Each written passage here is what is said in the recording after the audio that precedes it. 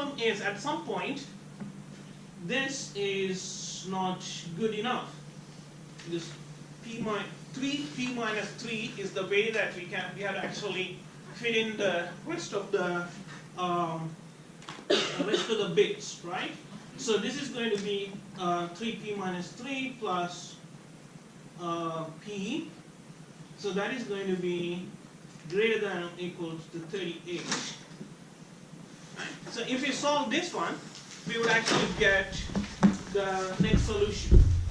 So if you work it out, you will see that p is equal to 12 is the condition that we need.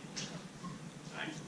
So what we have is we have a maximum page size of 2 to the power 14 and minimum page size of 2 to the power 12. Yeah. If we have to have 3 levels of page. Yeah? Alright. So don't worry, your questions will be much simpler. Alright. Why do the second level and third level have to be the same size? Yeah. Very good question. Very good question. Alright. I'm going to explain this. If you are getting more confused, blame it on him. Alright. So, yeah, that's a very good question. So let's look at this. So what are my alternates? What did I do? I actually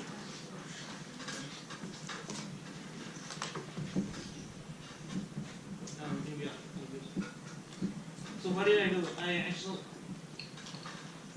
have, that's my RAM, right? And I have my bottom level, third level page tables, right? And the second level page tables, and the top level page table, right? So your question is, why did I do this? Why did I, I have to put p there, right? And the way I did is, I put the p minus 3 over there, and maybe 1 or 2, in this case 1 over there. So what you're asking is, oh, why don't you do the other way around? Why put the p minus 3 on the front to the top level page and have 1 in the third level, right? Very good question. So let's look at what is going to happen. So suppose I do that precisely. So I'm going to p minus 3, p minus 3. I do that. Now what happens is you're going to use all the entries on that top level page table. Yeah? You're going to use all the entries in the top level page table. So think of this as a tree. Yeah? In the first place, I believe I still have that. Oh no, I did. Yeah. In the first, over here. So if in the first place, my tree had a very narrow root. Yeah, my root was only 2 entries, 2 things came out of the root. Yeah, but over here, when I flip the bit, my tree would have 2 to the power p minus 3 branches coming out of the root. Yeah, because that is the amount of branches that are coming out. Yeah, so on the top level itself, there are many branches coming out, right? So in the second level, that would be a full house too, full table, because this is the all the bits are taken. Yeah. Look at the third level. In the third level, I'm going to put a table, and I'm just going to use only 2 entries out of it. Right? So I'm going to waste a lot of space in that table because I cannot touch them because I don't have the address bits to them. Right? So I'm going to waste a lot of space, so that means my page table is going to have a huge amount of internal fragmentation. So that is the reason that is the reason we want to use the first one, not the second one. Yeah? So we would actually end up with a huge internal fragmentation. Well, even in the first one, there is internal fragmentation. But the internal fragmentation is actually limited to the top level page table. Right? Because in the top level page table, I had 2 to the power p minus 3 entries, rows. How many was I using? I was just using 2 of them. Right? The rest were like, empty. Cannot use. But that's okay. I'm just leaving one table out of the whole tree unusable. Yeah? One table is going to have 2 entries used and the rest is like unusable. If I go flip the other way around, I'm going to have a whole bunch of tables. You can compute how many tables there, right? That would be total waste, right? So that is the reason we want to not have. Yeah. Would it affect the answer if you did it one way or the other for that question? It would not affect this answer, but it is a bad design. So this is one of the reasons the question over here was asking, show the allocation of the address bits for the different components. So the question asked for you to show the allocation. So obviously, the allocation that I showed is the preferred answer. Do you guys see? All right. So is that question clear to everyone now? Yes. So on the third level, it's p minus 3 bits. Mm-hmm. Why is it not p minus 6? P minus 6. Why did you put P minus 6? Well, did you understand why I'm putting P minus 3? I don't understand why you say we're all. No. Why it is P minus 3 but not some P minus 6 or P minus 9 or some other number? Do you understand that? No. Okay. Where did P minus 3 come from? First of all, do you guys understand why P is there in the page offset? No. The page offset? Yeah, in the page offset. It's the page. All right. I think it's the page size. It seems that the whole session will be over with this question. Alright, so let's Wait, Professor. yeah. Isn't it just because if you don't have the same amount of bits as your page, then you can't offset properly inside the page that you're looking for? Right, because see the whole purpose of having an address is so that we could actually address the memory cells, right? So it is no point in me having an address and not being able to use it, right? So what do I have here? Let's say that I have a logical address, right? That is what I started off with, or logical, or maybe a virtual address. Both the same, right? So if I say there is an address, what does that mean? Address is basically a sequence of bits, right? That is what an address is, right? It is a sequence of binary bits. So what do I do? I mean, those of you who are electrical engineers, you probably know that you're going to feed it into an decoder, and then the decoder would actually output in line, right? That would actually energize the memory cells, right? And then you would actually read out something out of the memory cell, right? So basically, I'm going to take, let's say, some sequence of bits. So the address value is dependent on what that bits are, right? So all I'm doing over here is I'm actually dividing that into 2 parts. I'm dividing it into 2 parts. Why did I do that? What I did is something like this. See, I am actually dividing the memory into chunks. Right? When I divide the memory into chunks, now before what was it? It was just an array of bytes, right? Array of bytes. So I could actually go into each of the array, each of the, like I could go into some cell right here. What I have to do is I have to generate the address. So let's say that address is X. X is my address. I generate my address. I go to that cell, right? Now let's say that I'm actually dividing this into chunks of M, right? So can you guys tell me, in terms of M, what am I doing? I'm actually finding which block I have to address. So I'm breaking that into two questions, right? One is which block do I address? Yeah? So which block do I address? I could easily find it out by X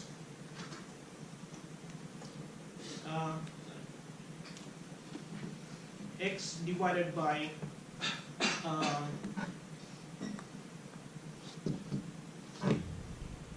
X divided by P. I take the floor of that. Oh, sorry, yeah, X divided by M. Yeah, okay, fine. X divided by M, and take the floor of that, right? So that would actually give me the block number, right? Everyone agree with that? So let's say that I have, let me just put some values into this. Huh? So let's say that this is 470, right? So let's say that this is 200, right? So which block am I looking at? 470 divided by 200. Take the floor of that. So that would be 2, right? Block 2. So I'm going to be in block 2. So this is 0, 1, 2. Yeah? Block 2. And next question is, in block 2, what is my offset? So if I know the block number and the block's offset, I could go to the same location, no? Whether I block or not, I could go to the same location. Right? Simple. You don't need to take this course to know that. Right? So basically, you block things and you find the block address and the block offset, and you can just go to that. All right. So that is what I'm actually. That is where the P and the P minus 3 and all of that comes from. Yeah.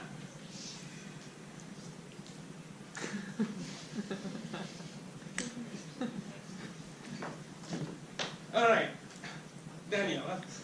Can you go to the slide where you're illustrating these sides? Is this clear to you guys? Yeah? Yes? My question is, when you're addressing, like, because you have 2 layers, right? Uh-huh. You're addressing, like, the layer that's actually addressing the RAM. So Mm-hmm. why is it the same size? Because I thought you already, like, small. Say it again? Why do you need to have the same partition of bits in the 2 layers? Oh, yeah, okay. Because both, so I had, in the previous one I had 3 layers. Yeah. So in the top level I had only 1 bit, Yeah. and the next one I had P minus 3, Yeah. right? So your question is why they have to have the same. Yeah. Yeah, why they have to have the same is they are both, page tables. And the page tables are going to be addressed, to fully address them, I have to have P minus 3 bits. Because say I'm going to be left with 2 P minus 3 bits, right?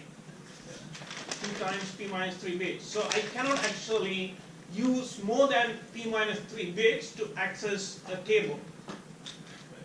Right? Because that is the max level of, addressability within a table. Right? So that is the reason I'm splitting it into half. So the rest, you just don't use it? What is the rest? Well, the rest is P. P is being used for the page offset.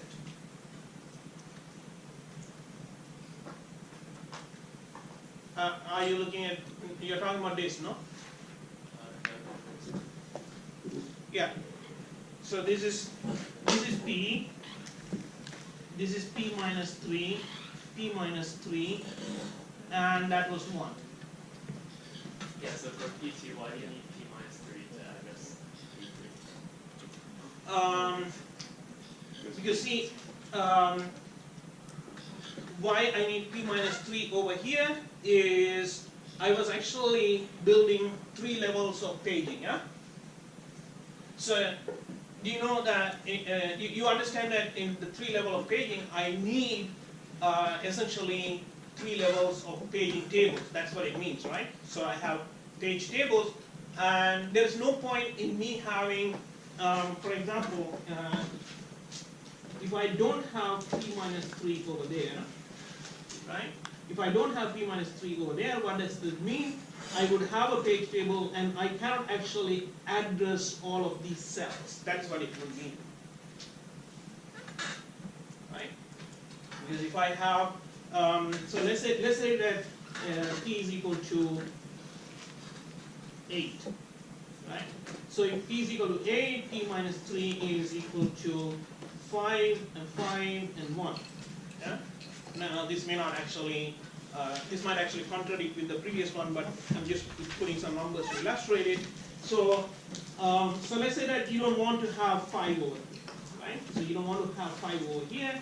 So in that case, what is going to happen is, let's say that I'm going to have 4.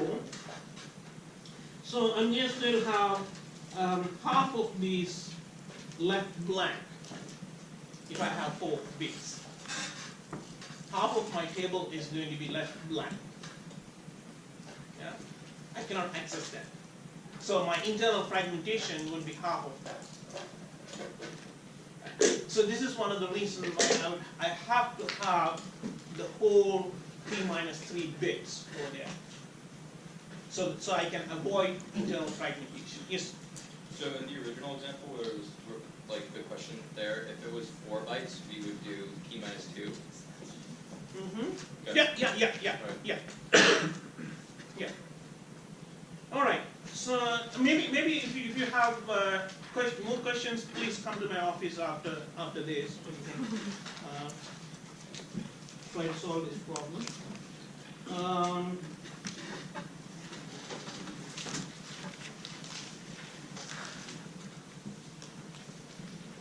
All right. So I would kind of assume that everybody knows this now. So let's move on. Who is that? Is it COMP? Yes. Okay. We can have an email conversation about this. All right. The first thing that I'd go out and put an email filter in my COMP, filter it. All right.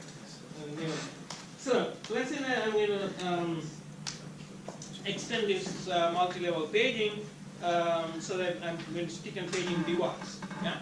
So here you will see that, oh, I didn't have the paging device before, and now I have a paging device. And why is this? Oh, because this is going to give me another option. Because previously I was taking a logical address, and the logical address would go to memory. So that means I can translate the logical address to a physical address all the time. Right? So now what I'm going to do is I'm also going to introduce the possibility of the logical address going to the disk. Right? So how is this actually done? I'm going to take the page table and put a bit over here. A present, non-present bit. Right?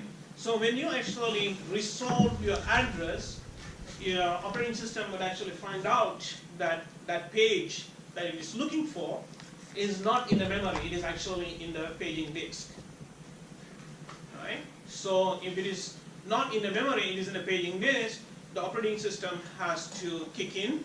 So this is where you will get a page fault trap, and then the operating system would kick in, and the operating system would actually bring that into the memory. So let's look at this, how it actually works. Is you have a memory address. So let's say that your program is trying to jump to a location. So you are generating a memory address, that is a logical address. And that logical address would be translated using the page table mechanism that we discussed so far. And you would actually, at the end of the translation, you are going to access a page table. That is what the translation is doing, right? Translation is always taking us to a page table. Just like, if you have a file, file name, you're translating it and it goes to an item, right? So here we are translating, and then we go to a page table. And that page table would have like a 1 or 0. So if it is a 0, it would actually trigger the trap into the operating system, and the operating system would actually decide whether it is a segmentation fault because you are trying to access an invalid memory, or whether you are trying to access a memory which is not residing there, right?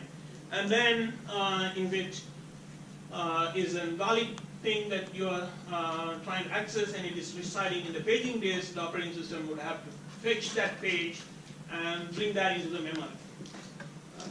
So what the problem is, when it tries to bring into the memory might be already full, so the operating system has to kick out some page from the memory to make room for the new incoming page, right?